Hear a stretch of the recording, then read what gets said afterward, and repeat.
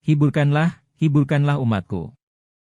Oleh Victor T. Hotef, pendeta dari Persekutuan Davidian Masehi Advent hari ke-7. Sabat, 12 April 1947. Kapel Gunung Karmel, Waco, Texas. Minggu lalu, kita telah selesai mempelajari pasal 35 dari buku Yesaya.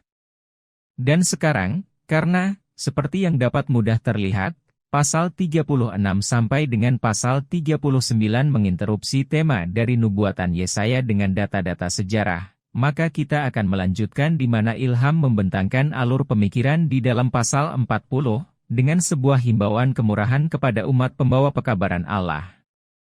Yesaya 40 ayat 1 dan 2. Hiburkanlah, hiburkanlah semua umatku, demikianlah firman Allahmu. Tenangkanlah hati Yerusalem, dan serukanlah kepadanya, bahwa peperangannya sudah berakhir, bahwa kesalahannya sudah diampuni, sebab ia telah menerima hukuman 2 kali lipat dari tangan Tuhan karena segala dosanya. Ayat 2, tanpa diragukan lagi menunjukkan bahwa Ilham sedang berbicara kepada suatu umat di akhir zaman, yaitu hari-hari di mana peperangan, perjalanan, dan perhambaan umat Allah yang sudah letih itu akan berakhir.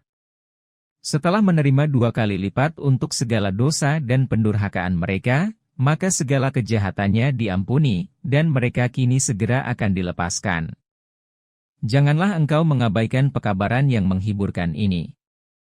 Saudara hendaknya tidak lalai untuk mempersiapkan diri, karena inilah sebabnya mengapa pekabaran itu kini telah dibuka dan disampaikan kepadamu dengan cuma-cuma. Intinya ialah, persiapkanlah diri untuk menjumpai Allahmu. Yesaya 40 ayat 3. Adalah suara orang yang berseru-seru di padang belantara, sediakanlah olehmu jalan Tuhan, luruskanlah sebuah jalan raya di gurun bagi Allah kita. Benar, ayat 3 telah menemukan kegenapannya pada pekerjaan Yohanes Pembaptis, tetapi ayat-ayat sebelumnya dan juga ayat-ayat sesudahnya, secara pasti berlaku bagi umat di akhir zaman, dan hanya sebagian yang berlaku bagi umat di zaman Yohanes. Oleh sebab itu kebenaran itu menunjukkan dengan tegas, bahwa kegenapan langsung dari pasal ini akan ditemukan di zaman kita, sehingga menjadikan pekerjaan Yohanes itu sebagai contoh bagi pekerjaan kita, pekerjaan Yohanes sebagai contoh, pekerjaan kita contoh saingannya. Padang belantara dan padang gurun, ayat 3, sebagai lawan dari kebun anggur, isi rumah Yehuda secara harafiah dan secara contoh saingan mengatakan, adalah bunyi suara orang yang berseru-seru di tanah bangsa-bangsa kafir, yang mengatakan, persiapkanlah olehmu jalan Tuhan, luruskanlah sebuah jalan raya di dunia kekafiran bagi Allah kita. Yesaya 40 ayat 4. Setiap lembah akan ditinggikan, dan setiap gunung dan bukit akan direndahkan, maka yang bengkok akan diluruskan, dan yang kasar akan diratakan. Untuk membuat jalan raya ini menjadi lurus, maka suara itu seolah-olah meninggikan lembah-lembah, membelah gunung-gunung dan bukit-bukit, lalu meratakan tempat-tempat yang kasar, artinya, setiap penghalang harus, dan akan disingkirkan, bagaimanapun juga, semua orang suci harus dihimpunkan dimanapun mereka itu hidup. Yesaya 40 ayat 5. Maka kemuliaan Tuhan akan dinyatakan, dan seluruh umat manusia akan melihatnya bersama-sama, karena mulut Tuhan sendiri telah mengatakannya.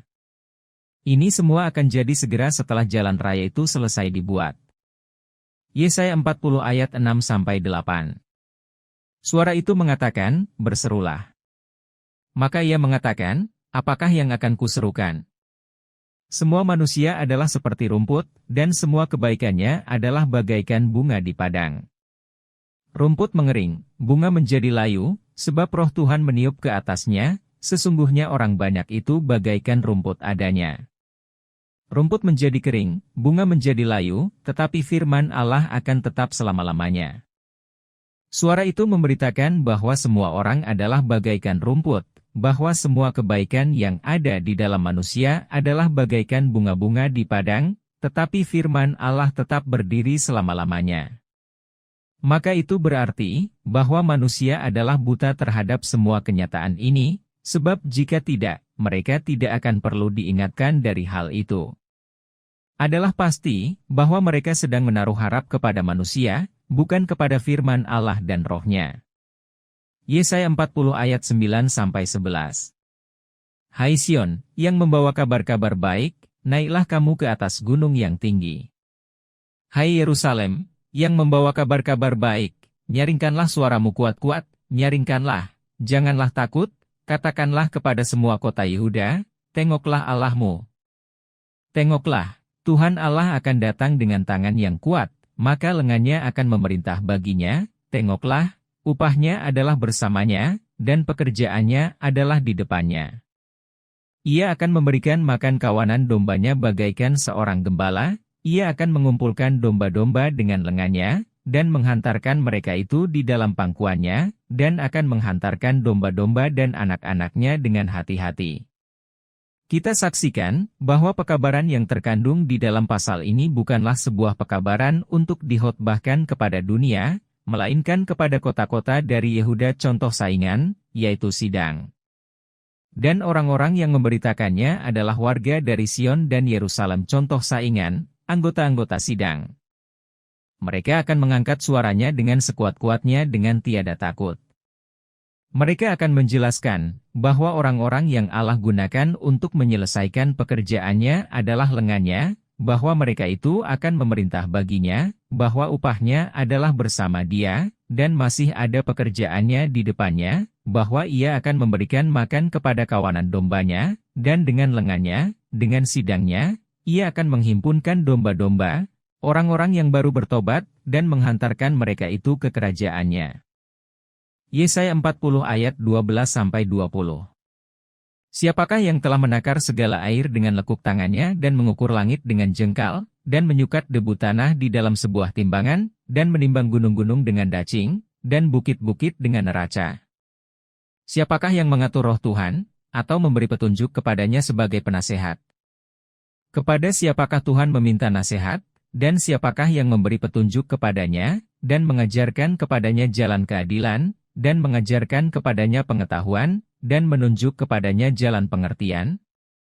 Bahwasanya, bangsa-bangsa adalah bagaikan setitik air dari timba, dan terhitung bagaikan habu kecil pada timbangan, bahwasanya ia memperhitungkan pulau-pulau itu bagaikan sesuatu yang amat kecil.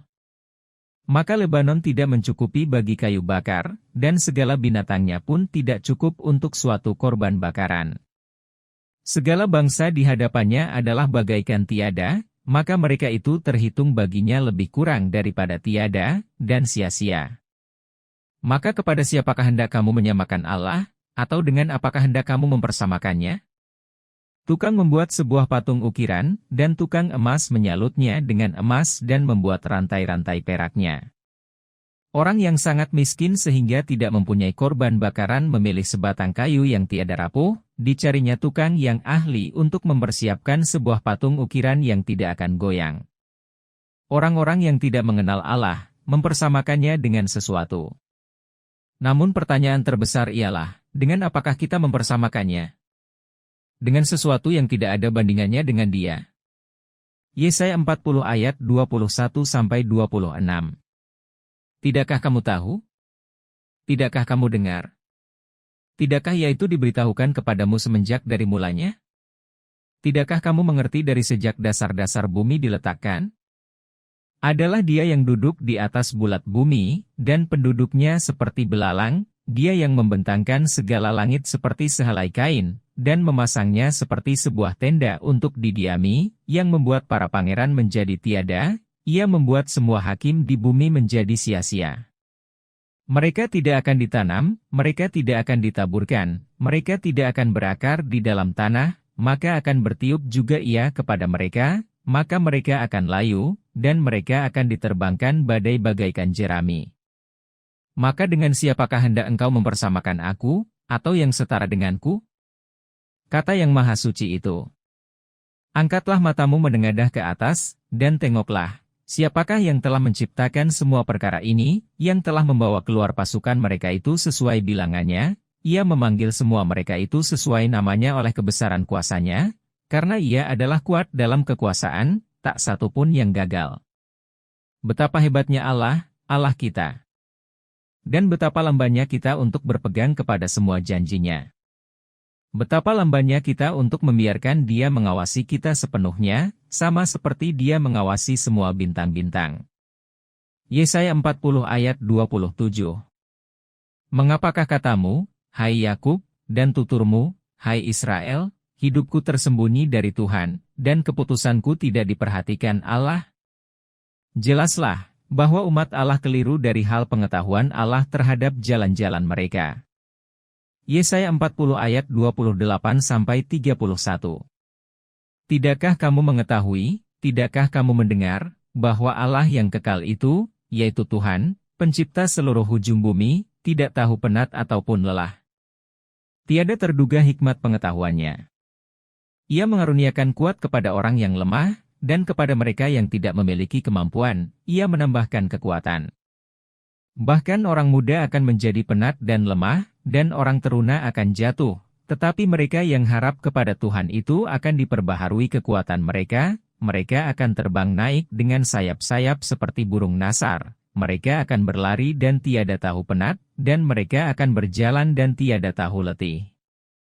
Semua ayat ini menjelaskan bahwa umat Allah perlu mengetahui semua perkara ini, sebelum mereka memperoleh hak untuk berjalan menuju ke dalam kerajaan suci-Nya. Dan betapa suatu hak istimewa yang mulia menjadi milik kita, jika kita berharap hanya pada Tuhan, jika kita tetap benar dan setia hanya kepada firman-Nya. Kemudian Ia akan memperbaharui kekuatan kita bagaikan burung-burung nasar. Kita akan berlari dan tiada tahu penat, kita akan berjalan dan tiada tahu letih.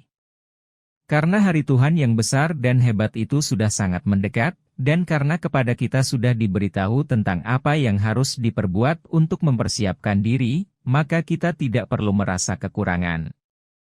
Bahwa sesungguhnya selamatnya adalah dekat bagi segala orang yang takut akan Dia, supaya kemuliaan akan tinggal di dalam negeri kita. Kebenaran akan terbit keluar dari dalam bumi, dan keadilan akan memandang ke bawah dari langit. Sesungguhnya Tuhan akan mengaruniakan apa yang baik, dan tanah kita akan mengeluarkan hasilnya. Keadilan akan berjalan di depannya, dan akan menempatkan kita di dalam jalan yang dijejaki oleh kaki-Nya. Mazmur 85 ayat 9-12. Sungguh pekabaran menghiburkan. Tidaklah heran mengapa Yang Maha Kuasa memerintahkan secara mendesak, hiburkanlah umatku.